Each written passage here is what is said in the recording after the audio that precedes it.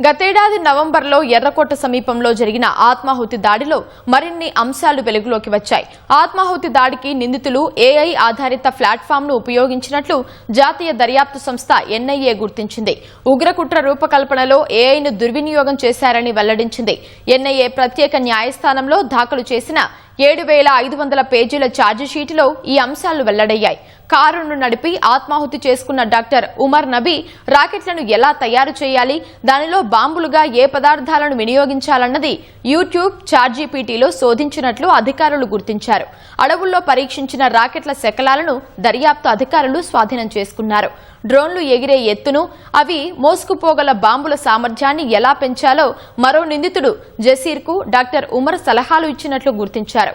కశ్మీర్ సహా దేశంలోని వివిధ ప్రాంతాల్లో రాకెట్లు సహా ఇతర బాంబులతో దాడులు చేయాలని నిందితులు కుట్ర పన్నినట్లు ఎన్ఐఏ ఛార్జిషీట్లో పేర్కొంది.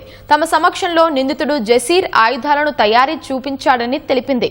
ఢిల్లీలో పేలుడు కోసం నిందితులు ట్రై ఎసిటోన్ ట్రై పెరాక్సైడ్ అనే పదార్థాన్ని వినియోగించినట్లు ఎన్ఐఏ కనుగొంది.